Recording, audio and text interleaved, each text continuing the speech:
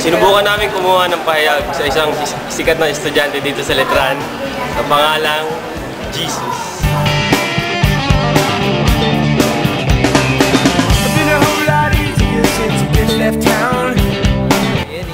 Okay lang yun, kami nga eh. Makita na kami lahat. Pre, bukas makikita mo kung gaano ka kahiyaya pinagagawa namin. Oo nga, pre.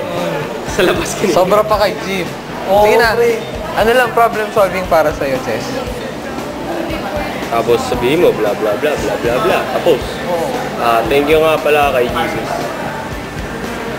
Palagi ka. Isip ko eh.